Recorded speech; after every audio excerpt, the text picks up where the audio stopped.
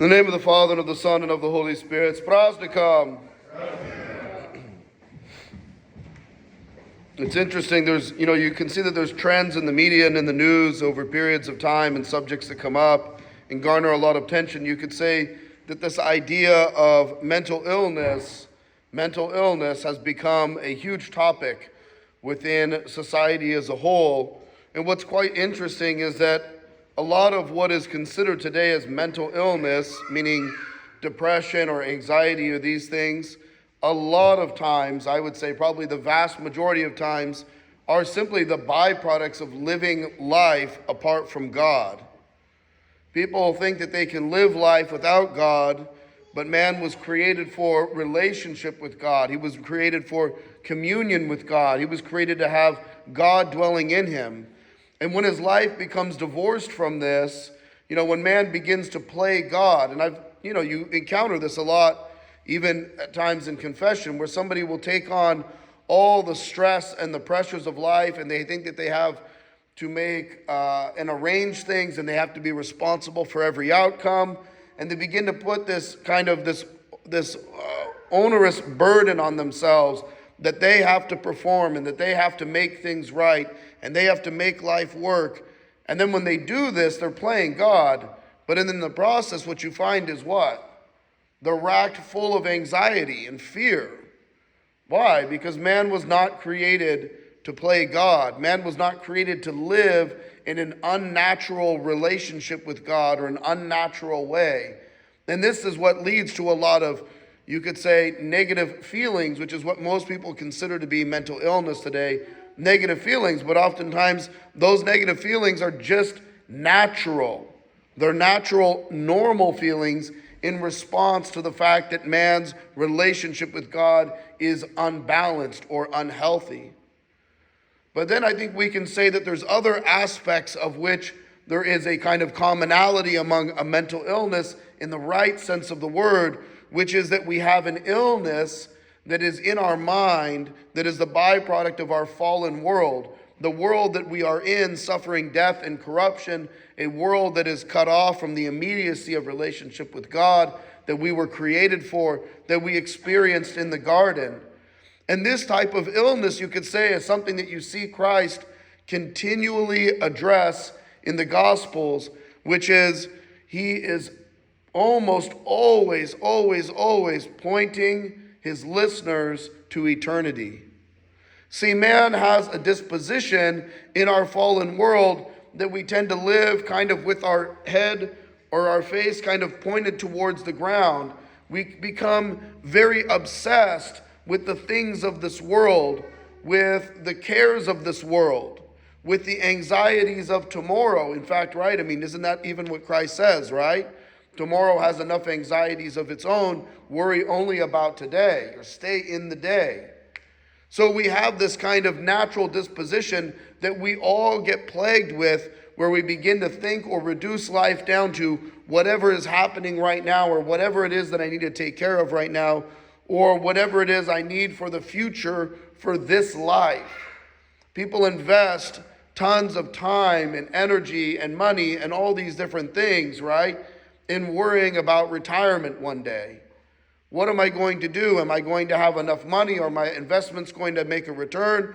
Do I have enough time to get there? All of these different things. And so man's disposition, and you could say this is the illness part, because it becomes, it's like second nature to us. We begin to focus only on this world. And then we forget about the fact that we have all of eternity after we die. What's incredible about man's life is that we think that it's very long, especially when you're telling time as a 5-year-old, a 6-year-old, a 10-year-old, you begin to tell time very slowly because you have very little reference point.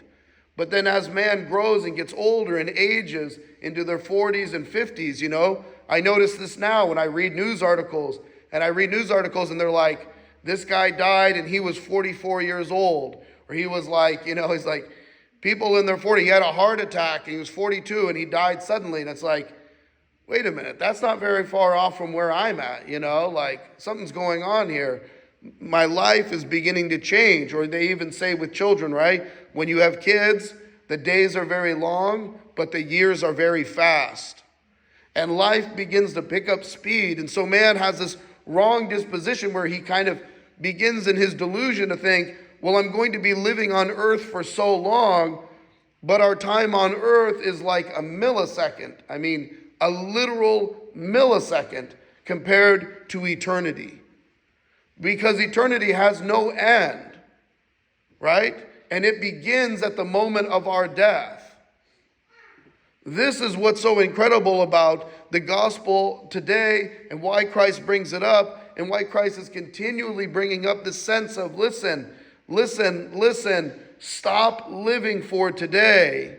Stop living for today. You need to live for eternity. You need to turn the eyes of your mind to that which is going to happen after you die. And so it is in today's gospel, and unfortunately we don't have the icon today, but the icon of the last judgment is Christ enthroned, sitting on his throne, and it's a literal lake of fire or a river of fire that is flowing out from underneath his throne. And on the right-hand side are the Mother of God and the saints and all the righteous. And on the left-hand side are those who are going down into torment. In fact, you even see in the icons the demons dragging people down. Even in some of the icons, they're dragging monastics down. And they're being swallowed up by the demons or by hell, which is often depicted as a creature or a beast. And the Holy Fathers tell us, though, that this river of fire, this light, this glory that comes from God is both heaven and hell. It is in fact that Christ himself, his glory, who he is heaven and hell. His glory is such that those who are prepared to encounter it find the light of Christ's radiance to be an everlasting comfort, a joy. It satiates their soul. It's what they've always been longing for. When we think about Christ saying to those who oppose, enter into your rest. Those who have struggled valiantly in this life, who have left it all on the line. Those who have taken up their cross in this lifetime and follow Christ. When they die, the consolation is Christ. It's not some other thing. And people often kind of, in our culture, divorce Christ from heaven. they like, when I die, if you look at actually the statistics of when they do polls on like, do you believe in God? Do you believe in eternity? It's like, do you believe in angels? Do you believe in heaven? It's like people believe in heaven as just this thing that happens, this place, if you're kind of like a quote unquote good person, meaning other people like you, which is really no standard at all, right? Which is completely ridiculous and absurd compared to the holiness of God, right? They believe that heaven is divorced from the presence of Christ, whereas the Holy Fathers say, no, heaven is the presence of Christ. It is Christ being the consolation for those who love him. And it's those who love him that enter in to this deep, rich, penetrating, everlasting, you could say dance, this actually what the Holy Fathers say, this like eternal divine liturgy where they are in communion with Christ and Christ is actually permeating them. And this glory and this permeation of the glory of God is the consolation for the believer of a life after a life of struggle and suffering and a life of asceticism. But the Holy Fathers say this same light is unbearable for the unbeliever. Because the unbeliever has spent their whole life, and maybe sometimes these are even Christians, have lived their life in rebellion against God. They have hardened their hearts towards the commandments of God. They have hardened their hearts towards their neighbor, as we read about in today's gospel. They have lived only for their self, for their own gain, for their own ego, their own pride, their own way of life. That Christ is not the center of their life. And it's the Holy Fathers say that when they encounter Christ, what is unbearable to them is the love of God that is coming out from him. His love is unbearable to those who have rejected it their whole life, because they have not just rejected in some abstract way. When you think of someone who's living a wicked or evil lifestyle, okay? They are not just telling God, that they don't want to do what he tells them to do. It's even more than that, right? They're telling God they don't want anything to do with him. They don't want him to exist. They would rather live their life as they have chosen. They would rather play God than have God be God in their life. And this level of rejection is not on the level of the mind, it's in the depths of the heart. This is why Christ says that there are only two masters, right? And he says what? He doesn't say you like the one, you dislike the other. He says you love the one and you hate the other. And he says it's only God and the devil that exist. Man only loves one or the other. And those who spend their life in self-satisfaction, self-gratification, and wickedness, when they live in this manner, when they live not for anyone else, they don't pick up their cross, they don't follow Christ, they want to fashion everything in their life around themselves, what happens? They die and they encounter this love. And this love is unbearable to them, and it burns them. It's actually the unbearable, unquenchable fire is God's love for all of eternity. We even see this in the life of St. Moses. When he comes down from Mount Sinai, what happens? His face is shining, and it's the same glory. The glory in the Gospels that we see on Mount Tabor is the same glory that it comes out of the face of St. Stephen, the first martyr, when he's martyred. It's the same glory that is on the prophet Moses. It's over and over again. It's this glory of God that we see in all the icons. It's the halo. It's the glory of God emanating out from the saints. And so we even see this in the life of St. Moses. He comes down and he's full of this glory. And what do the people tell him to do? They say, put a bag on your head, because we don't want, this glory is too much for us. We don't want to encounter it. They actually want to be cut off from the glory of God. They don't want anything to do with it. It is too much for them. It is frightful. It is uncomfortable. It is unbearable. Now contrast that with the Apostle Peter on Mount Tabor. When Christ transfigures, remember the Holy Fathers say that Christ does not become something else. Rather, he just reveals who he is. Christ is always, always, for all of eternity, bathed in this glory, in this light, this uncreated light. And so he, in a sense, lifts the veils on the eyes of the apostles, and they see them as he really is. And what is Peter's response? He's like, let's live here forever. Let's build a house. He's like out of his mind. He's like, this is wonderful. That is the contrast that we even see in the Gospels or in the Holy Scriptures as a whole when people encounter this light. And so it is, brothers and sisters, when we talk about now the practical implication of this.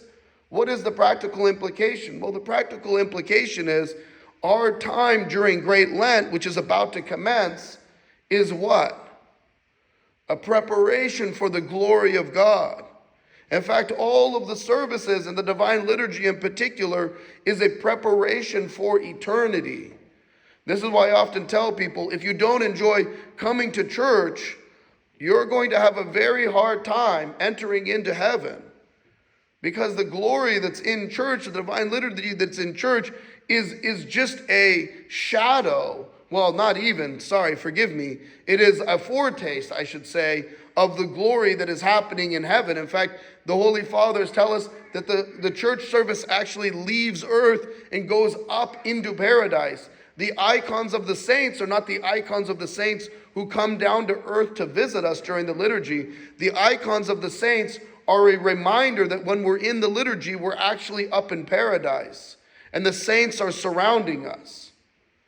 And so it is, I think about this one time I spoke with this person and she said to me, Father, how do I get my children to pray more? And how do I get them to like to pray? And I asked her, I said, do you love to pray? And she said, no. And I said, well, it's very hard then to get your children to love this if you don't love it. See, the church is here for us not because we all love to pray or we're so good at it or because we're holy. The whole point of the church is that it avails itself as a means by which to make us holy, to drag us away from the things of this world, and to bring us into communion with God. I remember when I first became Orthodox and I was reading about the Jesus prayer, and I would sit down to do the Jesus prayer, and I had one little 33-knot prayer rope. And I would sit down, and I became convinced you're supposed to do the Jesus prayer every day. I will do my Jesus prayer every day. And I remember that I would sit down on the edge of my bed, and I would do the 33 knots, and I literally felt like someone was pulling the teeth out of my mouth. And I would get through 33, and I would jump up and feel like, oh, I've really succeeded. I've really, this is like how poor a spiritual state that I was in, okay? Like, I'm not saying I'm any better, but like, just for reference, right? So that you understand, like, you have to start somewhere. And so for me, like, doing 33 knots, which is like 3 minutes or something, was just made me feel like I was just like, wow, I'm really fighting hard. I've made it through 33 prayers. This is the real thing. And you know what? It was. Because God saw the effort. God also saw, look at this idiot, this knucklehead. He's in like such a poor spiritual state. He can barely do a 33 knot without feeling like he's going to fall apart. It's like, that's a very, very low spiritual state, right? But God didn't say oh, I'm just going to leave him there. What does he do, right? He brings you along. He sees the effort. And the Holy Father say he rewards the effort. And so it is that even in our time in church, if we find ourselves struggling with coming to services or sitting through the services or being in church, or we would rather be somewhere else or we get distracted, the Holy Father say we must persevere in this. It's the perseverance in it that cultivates over time. The church transforms us. We don't change the church changes us. And so when we read this gospel and the practical application, we look at Great and Holy Lent that's coming up. We need to self-assess. We need to reflect on where we're at. And the whole point of having more services during Great Lent is what? So that we can come and participate in them more. So that we can come during Clean Week, we can do the prostrations, we can hear the prayers, we can hear the repentance, that we begin to enter into a deeper manner of living, a deeper spiritual state. And we begin to see that the church begins to cultivate our soul and makes us long more for eternity than we long for this earth. That is actually the natural disposition of man. Man should be in such a state that he is longing to die. I mean, even St. Paul says it in his writings. He's like, it's better for me if I die. He's like, the only reason I'm staying around is for y'all. That is literally what he says to them. Why? Because his heart craved to be in deeper union with Christ. He wanted to return to that glory that he experienced when he went into the third heaven. He wanted to leave the earth. He wasn't afraid of death. And no Christian should be afraid of death, period. But he actively longed to be gone from this earth. The whole cultivation for our souls during Great Lent is to immerse ourselves in the services, to begin to wash the stain off of our souls, the continual thoughts about this earth and the things of this earth, and begin to turn our minds to eternity. This is the ultimate gospel reading today, because this is the judgment that all of us will face in our own life when we repose, and then at the dread second coming of Christ. May we utilize this time wisely to turn our hearts and our souls to Christ and to begin to meditate and dwell on eternal things and to participate in these things so that we can lose focus on the earth and to spend all of our time focusing on eternity. To our God be all glory, honor, and worship, the Father, the Son, and the Holy Spirit. Amen.